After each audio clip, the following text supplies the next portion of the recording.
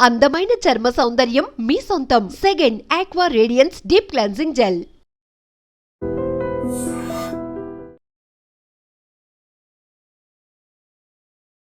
మామూలుగా హీరోయిన్స్ అంటే ఏంటి, 4 సాంగ్స్ ఉంటాయి హీరో పక్కన, రెయిన్ సాంగ్ ఒకటి ఉంటుంది, స్విమ్ సూట్ ఒకటి ఉంటుంది, సీషోర్ సాంగ్ ఒకటి ఉంటుంది, మళ్ళీ ఏదో రొమాన్స్ ఉంటుంది. ఇలాగే అనుకుంటాం కదా.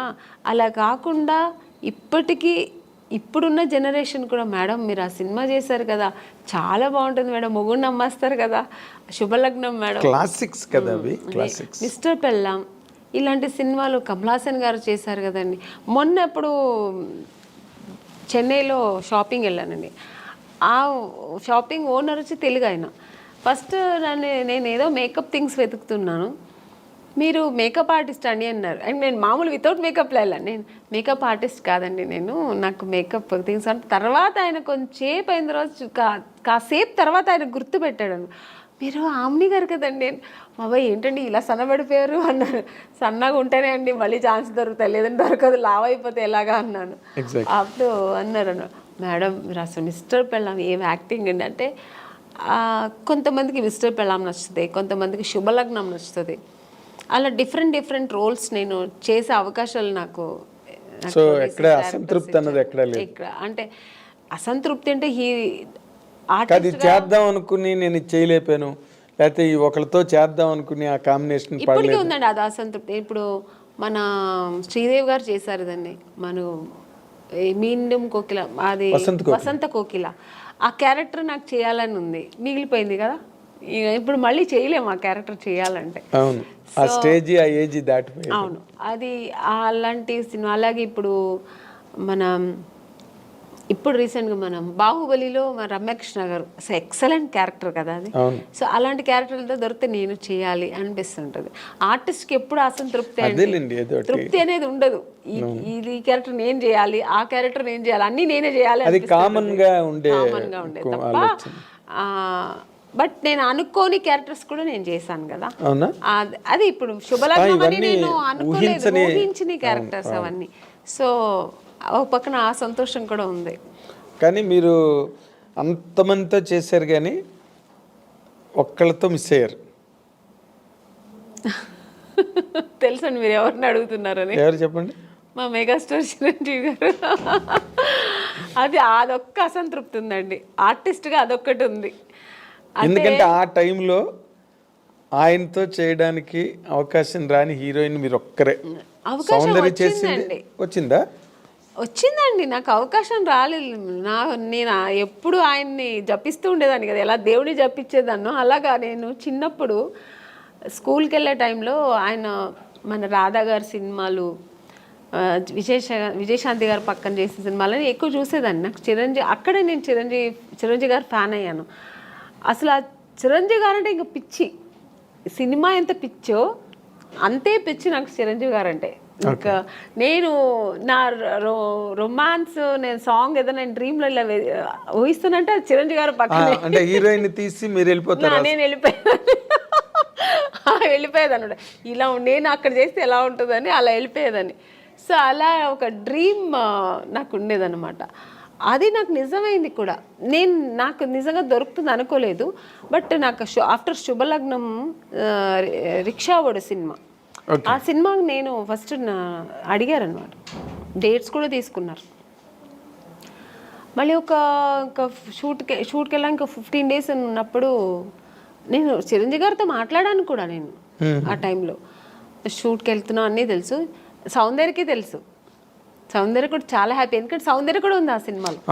నేను సౌందర్య ఇద్దరు చాలా హ్యాపీ. మేము మన ఇద్దరు మళ్ళీ కలిసి చేస్తున్నామే అని. నేను బెంగళూరు షూట్కి వెళ్తే తను ఫోన్ చేసింది నాకు. ఆఫ్టర్ 15 days తర్వాత, 1 week తర్వాత ఏమైందో తెలియదండి. నగ్మా గారు అని ఇది ఫోటో దీంట్లో చూసా, ఏదో ఒక పత్రికలో చూసాను. తర్వాత మా మేనేజర్ చెప్పారు, లేదమ్మా ఇలాగా మనం లేదు ఏమంటే డైరెక్టర్ చేంజ్ అయ్యారు అక్కడ. కోదండరామిరెడ్డి గారు చేయాల్సిన సినిమా కోదండరామకృష్ణ గారు ఎవరు చేశారు. కోదండరామిరెడ్డి గారు భార్గవ ఆర్ట్స్కి వెళ్ళారు, మాతో పెట్టుకోక సినిమా. అప్పుడు షఫల్ అయ్యారు, షఫల్ అయ్యేప్పటికి అక్కడ ఏం జరిగిందో తెలీదు. నిజం నాకు తెలియదు, దేవుడికే తెలుసు. నేను మారాను అనమాట. సో చాలా అసంతృప్తి. ఇంకా అదే ఫస్ట్ టైం నేను అప్పుడు అంటే చాలాసార్లు నేను హీరోయిన్ అవ్వలేదని ఏడ్చాను.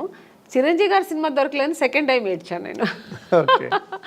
అంటే ఈయన పక్కన చేయలేదు అనే ఒక ఏడుపు అప్పుడు వచ్చింది అనమాట. అదే జీవితాంతం అది జీవితాంతం అలా ఉండిపోయిందండి, ఉండిపోతుంది కూడా. ఉంటుంది ఇంకా దానికి ఇంకా ఆప్షన్ లేదు. మళ్ళీ ఏమైనా రాబోయే రోజుల్లో ఏదైనా సిస్టర్ క్యారెక్టర్ క్యారెక్టర్ కూడా వచ్చిందండి, నేను చేయలేదు. స్టేట్ ఎవరు మన ఖుష్బు గారు చేశారు. ఏ సినిమా అనేది? స్టాలిన్ నాకు అడిగారు అనమాట. అడిగారు, నేను సిస్టర్ రోల్ నేను చేయను, నేను ఊహించుకోలేను అసలు ఆయన పక్కన అసలు అని, నేను చేయనని చెప్పాను. మురుగదాస్ డైరెక్టర్ అడిగారండి, నేను చేయనన్నా. ఎందుకంటే నాకు చిన్నప్పుడు నా డ్రీమ్ హీరో ఆయన, నేను అసలు చేయలేను అని చెప్పాను. అసలు నా వల్ల కాదు, ఆ ఇమేజ్ కూడా చేయలేను నేను. నా డ్రీమ్ హీరో అలాగే ఉండిపోని నేను చేయనని చెప్పేసా. అప్పుడు చాలా గ్రేట్ డెసిషన్ అది. నిజంగా నేను చేయలేదు. Great decision. అవును, గ్రేట్ డెసిషన్. కన్విక్షన్. అస్సలు నేను కుదరలేదు, నీకు కుదరదు అన్నాను. చాలా ఒక 10 times ఫోన్ చేశారు, నేను చేయనని చెప్పాను. చాలా గట్స్ కావాలి చిరంజీవి పక్కన చేయనని చెప్పడానికి. అంటే చిరంజీవి గారు పక్కన అదే మీ ఫీలింగ్ కరెక్ట్. ఎందుకంటే నేను నా హీరోని నేను అన్నయ్య అని పిలవలేను, అసలు ఛాన్సే లేదు. నాకు ఇప్పటికీ గుర్తు, మీరు అన్నపూర్ణ స్టూడియోలో చిరంజీవి గారు ఒక సెట్లో షూటింగ్ చేస్తున్నప్పుడు మీరు పక్క సెట్లో షూటింగ్ చేస్తూ కలవడానికి వస్తామని వచ్చారు ఒకసారి మీరు. అవును. ఇప్పుడు రీసెంట్గా మన కే విశ్వనాథ్ గారు ఫంక్షన్ జరిగింది, ఆయన పోయిన తర్వాత శ్రద్ధాంజలి చేసి. అప్పుడు ఆ ఫంక్షన్ నేను వెళ్ళాను, ఎందుకంటే నేను ఆయన సినిమా చేశాను కదా, శుభ సంకల్పం. అప్పుడు చిరంజీవి గారు మెయిన్ అక్కడ వచ్చారు.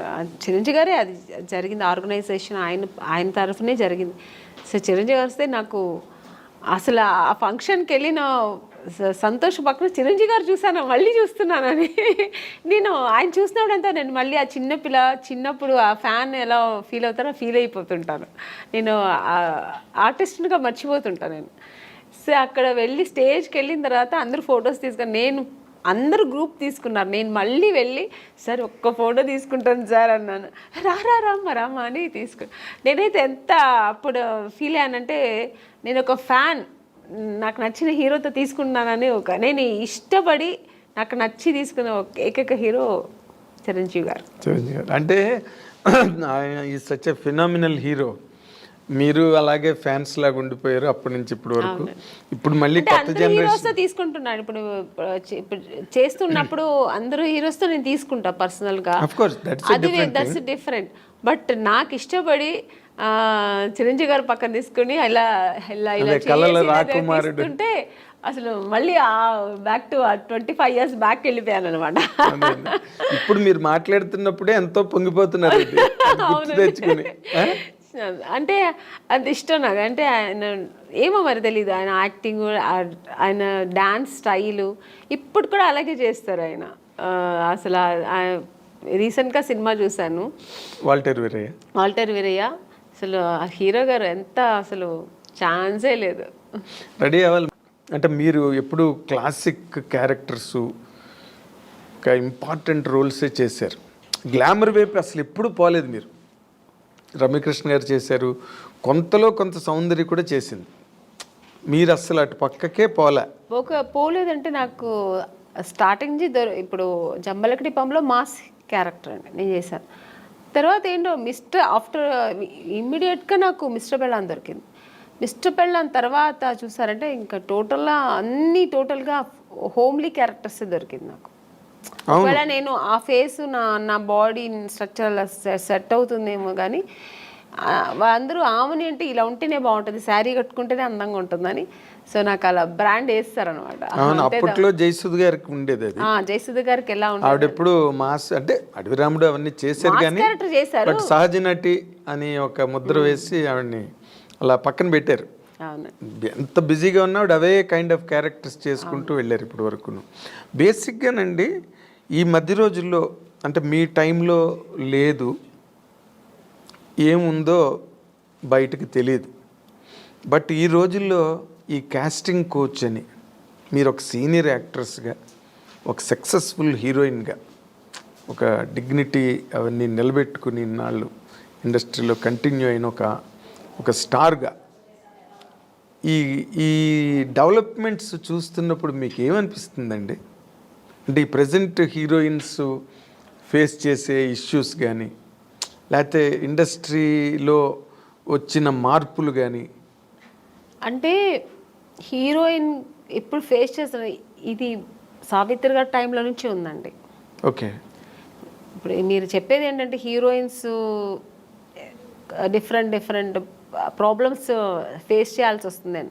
ఆ ప్రాబ్లమ్స్ హీరోస్కి లేదు, హీరోయిన్స్కి మాత్రమే ఉంది. అదే కదా చెప్తారు మీరు. అవును. అది ఇప్పుడు కాదండి, అప్పుడు ఉన్న హీరోయిన్స్ దగ్గర నుంచి ఉంది. కాకపోతే అప్పుడు సోషల్ మీడియా, ఈ పబ్లిసిటీ ఇవన్నీ లేదు కాబట్టి తెలీదు. ఇప్పుడు అన్ని చిన్న విషయం కూడా ఇప్పుడు ఎలకపోయిందంటే పూలే పోయిందని ఇప్పుడు అంత ఎక్స్ప్లోర్ చేస్తున్నారు. చిన్న విషయాన్ని ఏమీ లేకుండా దాన్ని ఒక పెద్ద ఇష్యూలాగా చూపిస్తున్నారు. అంతే తప్ప ఎప్పుడు లేదండి ప్రాబ్లమ్స్ హీరోయిన్స్కి, ఉంటూనే ఉంది. కానీ మనం చూస్ చేసుకోవాలి.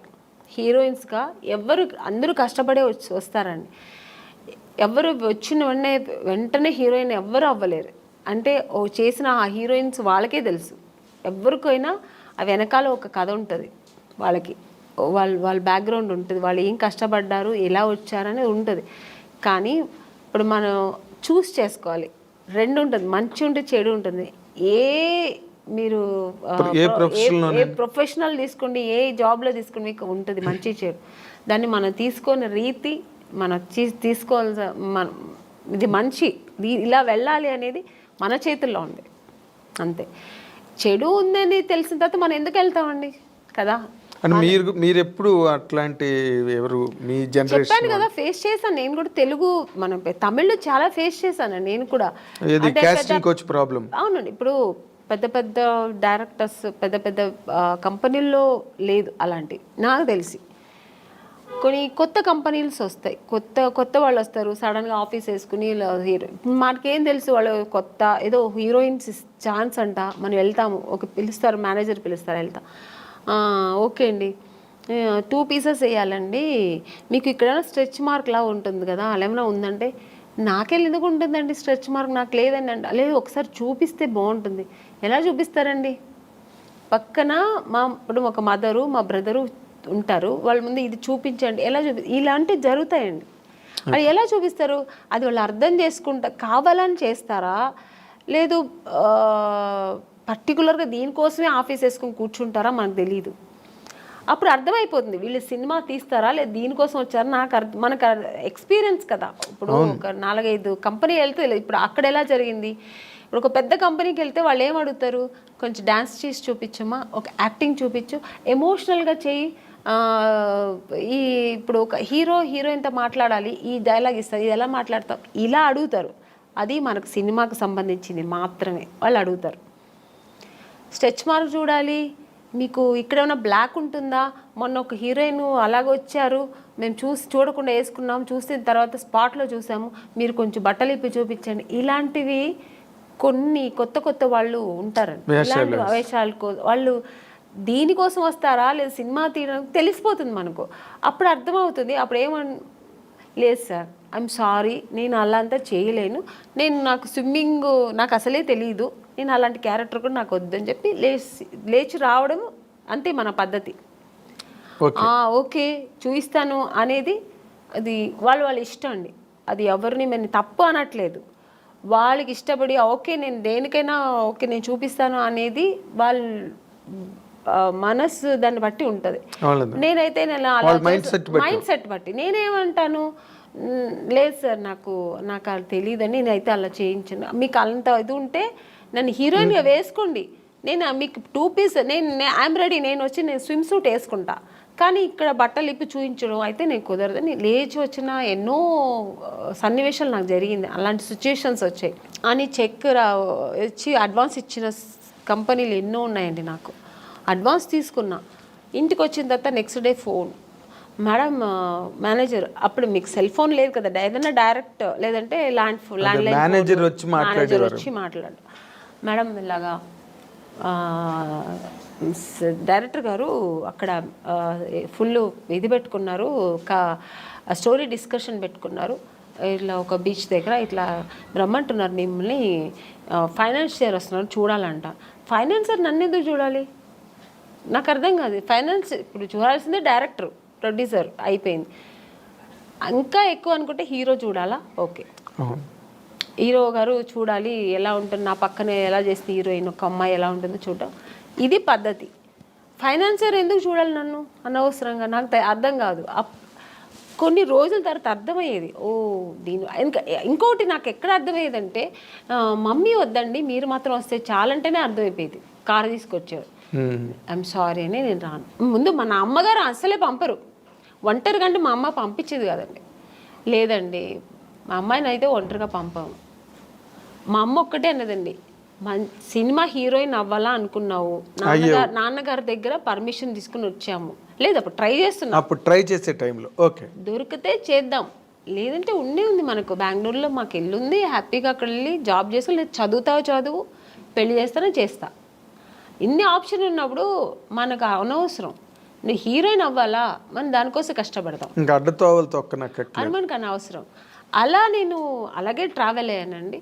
నాకు అలాగే ఒక మంచి కంపెనీ, మంచి డైరెక్టర్స్, హెల్దీ పీపుల్స్తో హెల్దీ, అదే దేవుడు మీ మరో విన్నాడు, తప్పు అది 100% కీర్తనల్ని బాగా ఆస్వాదించాడు. ఒక్కొక్క కంపెనీ వెళ్ళొచ్చిన వెంటనే నేను ఫస్ట్ దేవుడా నాకు రేపు ఈ కంపెనీ, రేపు నేను హీరోయిన్ అయిపోవాలి, సెలెక్ట్ అయిపోవాలి, ఇలాగే వేడుకునేదాన్ని. అదే కాకపోతే ఇప్పుడు మీరు ఒకటి గమనించాలి, మీరు అన్నారు ఇందాక సావిత్రి గారి దగ్గర నుంచి ఉన్నాయండి ఇలాంటి ఇండస్ట్రీలోని అని. కాకపోతే ఇప్పుడు సోషల్ మీడియా రావడం వల్ల, కానీ హీరోయిన్లే పోలీస్ కంప్లైంట్లు ఇచ్చి కొంతమంది బాంబే నుంచి వచ్చిన వాళ్ళు, లేకపోతే ఏదో మొత్తానికి అలాంటివన్నీ జరగడం, అవన్నీ యూట్యూబ్లో వాళ్ళు వచ్చి వీడియోలు రిలీజ్ చేయడం, ఒక రకమైన డిస్టర్బెన్స్ అన్నది కొన్ని అన్ని చోట్ల అని కాదు, ఇన్ని సినిమాలు వస్తున్నాయి ఎక్కడ జరగవు కానీ, బట్ జరిగినవి మాత్రం చెప్తున్నాను కదండి, ఇండస్ట్రీ పరువు తీయడానికినే వచ్చిన వాళ్ళు అయితే ఇది జరగదండి.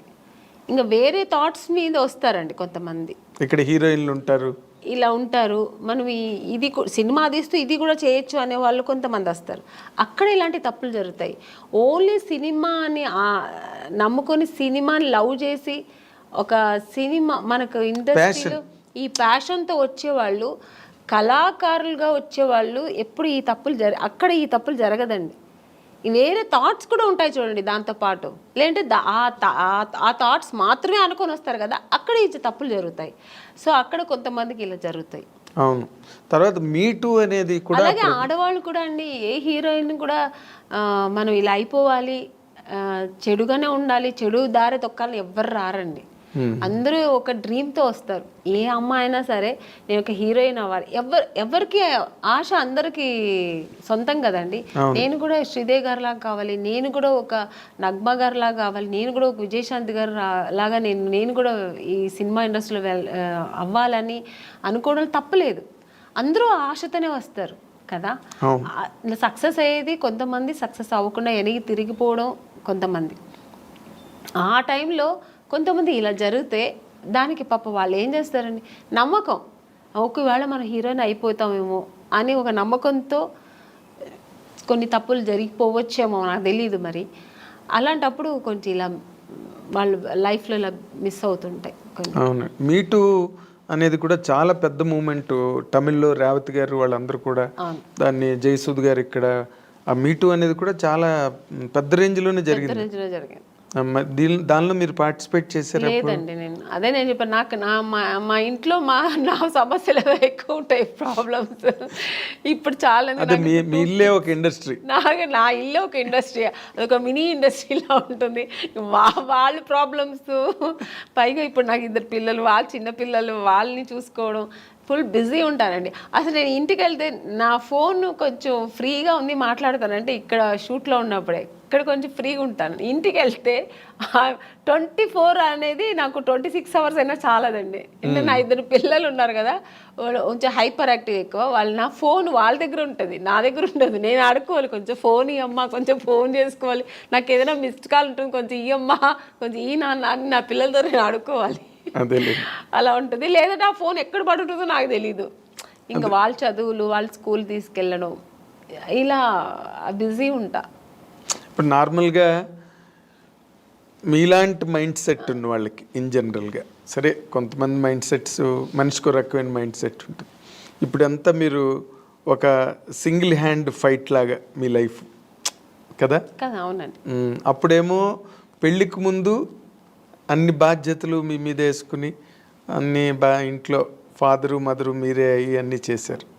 ఇప్పుడు మళ్ళీ ఫాదరు మదరే అయ్యారు మీ పిల్లలకి. అవునండి కదా, సింగిల్ హ్యాండ్ ఫైట్. ఇప్పుడు మళ్ళీ ఈ లైఫ్ ఎలా అనిపిస్తుంటుందండి మీకు ఇన్ జనరల్గా? అంటే ఇక్కడ ఫాదరు మదర్ అని కాదు, నేను ఎక్కువ కేర్ తీసుకుంటుంటాను. ఇప్పుడు అప్పట్లో కూడా మా నాన్నగారు మా అమ్మగారు అందరూ ఉన్నా కూడా, అది చెప్పాను కదా, ఇంట్లో ఒక వస్తువు లేదంటే దాన్ని నేనే ఇంట్రెస్ట్గా నాకు ఇది కావాలి, ఇది ఇంట్లో ఇలా ఉండాలి, మా ఇల్లు కూడా ఇలా ఉండాలి, మా ఇంట్లో కూడా కార్పెట్ వేయాలి, మా ఇంట్లో కూడా సోఫా ఉండాలి, ఇలా ఆలోచిస్తుంటాను. వాళ్ళ ఇంట్లో ఉంటే మనకెందుకు, మేము ఇలాగే ఉంటాం అని ఉండదు నాకు. ఒక ఇంట్లో చూసానంటే ఆ కెపాసిటీ మనం కూడా ఎందుకు కొనొచ్చు కదా అనేది ఆ మైండ్ సెట్ అలాగే లైఫ్లో కూడా వచ్చింది. ఇప్పుడు మన పిల్లలు ఆ అమ్మాయి స్విమ్ చేస్తారు, ఎందుకు మా సిస్టర్ కూడా నేర్చుకుని అలాగే ఇప్పుడు మా పిల్లలు కూడా. సో అందుకని అమ్మ నాన్న వాళ్ళకి ఉన్నా కూడా వాళ్ళు చెయ్యనేది నేను చేస్తాను. అలాగే ఇప్పుడు కూడా అంతే, మా పిల్లలు కూడా నేను ఎక్కువ ఇంట్రెస్ట్ చేస్తాను. ఇప్పుడు కూడా మా పిల్లల అదర్ యాక్టివిటీస్ అంటే నేనే వెళ్తుంటాను, నేర్చుకోమంటుంటాను. మా పిల్లలు, మమ్మీ నీకు వేరే పనే ఉండదా మమ్మీ, ఎప్పుడు ఇంటికి వస్తే ఇది చేయి అది చేయని ఎప్పుడు ఇలా శాసిస్తూనే ఉంటావా, స్విమ్మింగ్ వెళ్ళమంటావు, దీనికి నాకు రెస్టే ఇవ్వవా మమ్మీ అంటుంది మా అమ్మ. ఇప్పుడు ఇంకా దానికి ఎంత 7 years, అసలు రెస్టే ఇవ్వవా మమ్మీ, నువ్వు ఎప్పుడు బిజీగానే ఉండాలా, మేము కొంచెం రిలాక్స్ అని ఇవ్వ మేడం మమ్మీ అంటది. అండ్ ఇప్పుడు ఈ జనరేషన్ పిల్లలకి టార్గెట్స్ ఎక్కువైపోయి వాళ్ళు మన టైంలో చదువులు వేరు. ఇప్పుడు మా సిస్టర్ అంతా అసలు భయపడేవారండి, నాకు మాట్లాడేవారు కాదు, నేను ఏం చెప్తే వినేవారు అనమాట.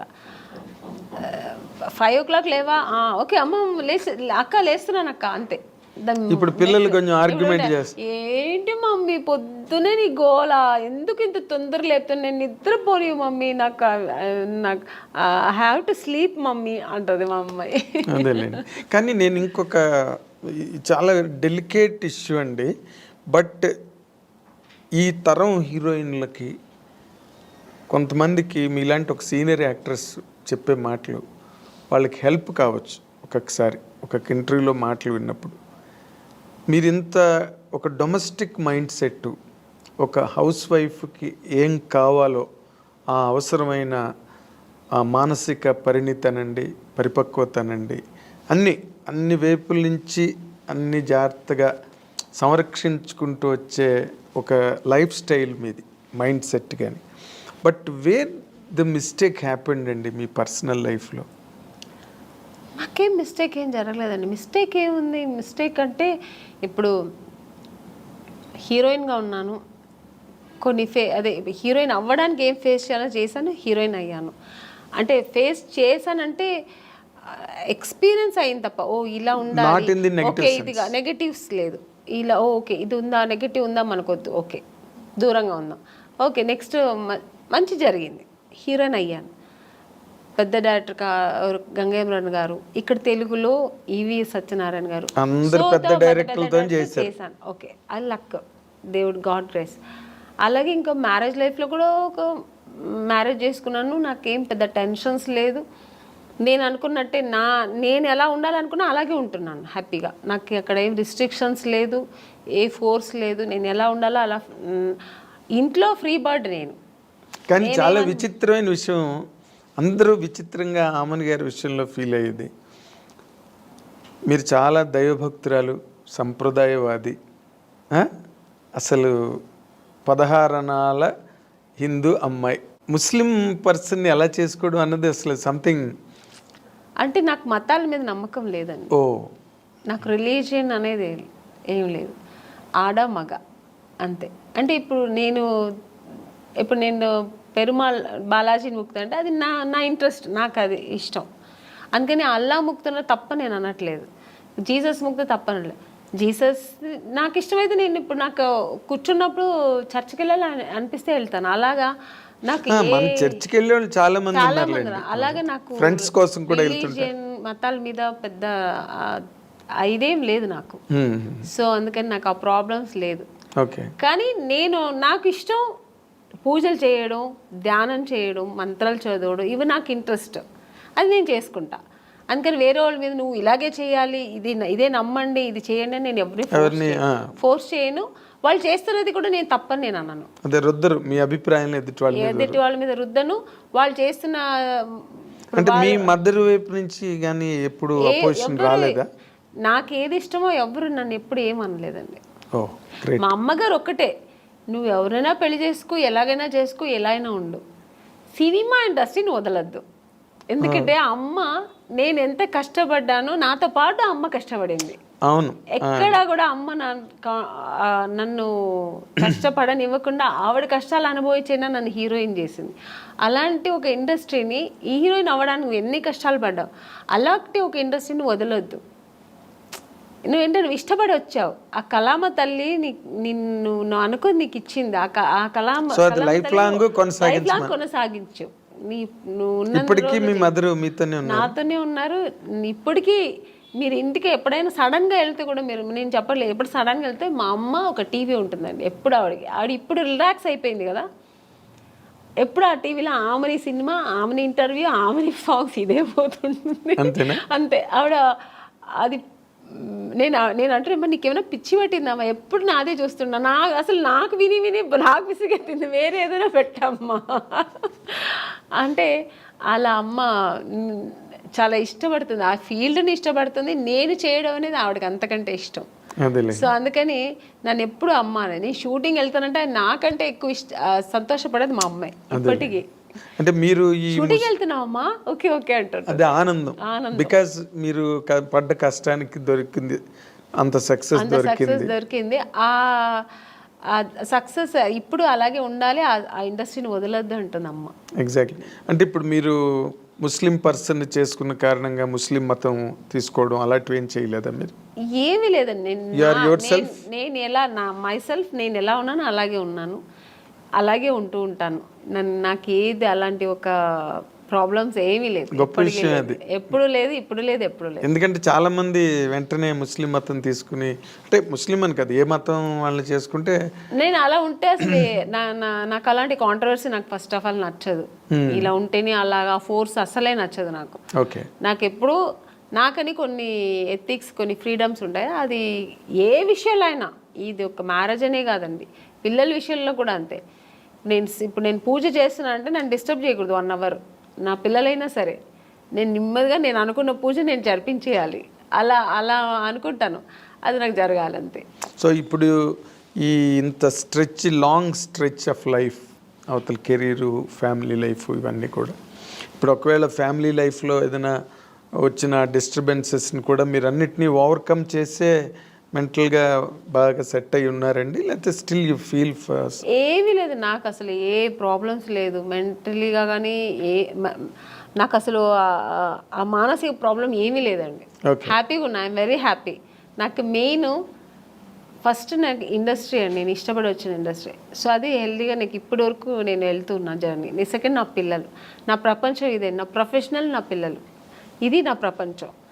దీని తర్వాత ఏదైనా ఆలోచిస్తాను, దీని తర్వాత సెకండరీ, ఇంటికి సెకండరీ. నేను ఇక్కడ వస్తే నా ప్రొఫెషనల్ ఓన్లీ, నీ ఫోకస్ దీంట్లోనే ఉంటుంది. ప్యాకప్ అంటే నెక్స్ట్ ఫ్లైట్ ఏది ఉంటే వెళ్ళిపోతుంటా ఇంటికి, ఎందుకంటే నా పిల్లలు వెయిటింగ్ అక్కడ, ఎందుకంటే వాళ్ళు చాలా మిస్ అవుతుంటా. సో జయసుద్ గారు కూడా 6 రోజులే ఎట్ ఏ స్ట్రెచ్ షూటింగ్ చేసి మళ్ళీ 3 days బ్రేక్ తీసుకునేవారు. నేను బ్రేక్ తీసుకున్నాండి, నాకు బ్రేక్ వస్తుంది. ఇప్పుడు వచ్చింది అనుకోండి, ఇప్పుడు 3 days బ్రేక్ వస్తుంది, వెళ్ళిపోతా. ఫస్ట్ నా పిల్లలు వాళ్ళు నా కోసం వెయిట్ చేస్తాం, మమ్మీ మమ్మీ ఎప్పుడు ఫోన్లో ఎప్పుడు వస్తావు మమ్మీ ఎప్పుడు వస్తా, ఆ పిలుపుకు వెళ్ళిపోయి ఫస్ట్ ఇంకా వాళ్ళతో ఎన్ని టెన్షన్స్ ఉన్నా వాళ్ళతో వెళ్తే మొత్తం నేను ఇంకా అక్కడ మర్చిపోతాను అన్నీ. వాళ్ళ టెన్షన్స్, వాళ్ళని స్కూల్కి తీసుకెళ్ళడం, మార్నింగ్ వాళ్ళు రెడీ చేయడం, వాళ్ళని స్కూల్ నుంచి తీసుకురావడం, వాళ్ళకి ఏది మంచి కావాలి చెడు కావాలి వండి పెట్టడం, వాళ్ళని బయట తీసుకెళ్ళడం, వాళ్ళ విషయంలో బిజీ ఉంటాను అన్నమాట. చిరంజీవి గారితో చెయ్యాలనుకుని చేయలేపారు లైఫ్లో. ఇప్పుడు చిరంజీవి గారు అబ్బాయి రామ్ చరణ్ అసలు ఇంటర్నేషనల్ గ్లోబల్ స్టార్. అవునండి. రామ్ చరణ్తో చేసే అవకాశం ఏమైనా ఉందా మీరు? ఇప్పుడు లేదు, వస్తే మాత్రం చేస్తానండి హ్యాపీగా. అదే రామ్ చరణ్ తర్వాత ఇప్పుడు ఈ younger generation heroes junior NTR గారు కానీ మహేష్ బాబు కానీ అవకాశాలు ఏమైనా వచ్చాయా మీకు ఇప్పటి వరకు? మహేష్ బాబు గారు సినిమా చేశాను రీసెంట్గా. ఇంకెవరితో చేయ అవకాశం రాలే, వస్తే మాత్రం హ్యాపీగా చేస్తానండి, చాలా సంతోషంగా చేస్తాను. వాళ్ళు బాగా మీకు ఇష్టమైన హీరో ఎవరండి యంగర్ జనరేషన్లో? అందరూ ఇష్టమే. అంతేనా? ఎక్కువ అనుకుంటే నాకు జూనియర్ ఎన్టీఆర్ గారు అంటే చాలా ఇష్టం. అవునా? ఆయన సినిమాలు బాగా చూస్తుంటా ఇప్పట్లో. అంటే ఎందుకు అంటే ఆయన కూడా బాగా డాన్స్ ఎనర్జెటిక్గా బాగా చేస్తారు. అంటే అందరూ చెయ్యరని చెప్పట్లేదు. ఇప్పుడు రామ్ చరణ్ గారు కానీ మన మహేష్ బాబు గారు అందరూ ఇష్టమే. కానీ ఆయన సినిమాలు ఏదో కొంచెం ఎక్కువ మాస్ ఎక్కువ ఉంటుంది కొంచెం. సో అదే మాస్ హీరో హీరో అందుకని ఆయన ఫస్ట్ ఇది కూడా బిగ్ బాస్ చేసేది కూడా నేను చాలా ఇంట్రెస్ట్గా చూసాను. నేను అవునా? అంత చిన్న వయసు అంత చక్కగా మాట్లాడడం అన్ని చక్కగా స్పీకర్. నెక్స్ట్ ఇప్పుడు నాగార్జున గారిది కూడా బాగుంది. బట్ జూనియర్ ఎన్టీఆర్ గారు ఫస్ట్ టైం చేశారు కదా అలాంటిది ఈవెంట్, ఆయన చేయడం ఫస్ట్ టైం కదా అది. Exactly. So very very nice Amman గారు, చాలాసేపు మా స్టూడియోకి వచ్చి చాలా చాలా విషయాలను మీరు గుర్తు చేసుకున్నారు, చెప్పారు. చాలా హ్యాపీ. మీ సెకండ్ ఇన్నింగ్స్ కూడా మంచి మంచి క్యారెక్టర్లు, మళ్ళీ ఒక 25 ఏళ్ళ తర్వాత మిమ్మల్ని ఎవరైనా ఇంటర్వ్యూ చేస్తే మళ్ళీ ఈ క్యారెక్టర్లన్నీ చెప్పి మాట్లాడండి, మంచి క్యారెక్టర్స్ మీరు చేయాలని. మీకు గాడ్, మీరు నమ్మే దేవుడు అన్నీ మీకు ఇంకా బాగా ఇచ్చి హ్యాపీ లైఫ్ ఇవ్వాలని కోరుకుంటూ ఈ wish you all the very best from the iDreams side అండి. This is what our eminent actress Aamani గారు, ఆవిడ తాలూకు అనుభవాలు, లైఫ్ జర్నీ, క్యారెక్టర్స్ అన్నీ చాలా టైం తీసుకుని మనతో డిస్కస్ చేసినందుకు మన అందరి తరఫున ఆవిడకి థ్యాంక్స్ చెప్తున్నాను. Thank you for watching.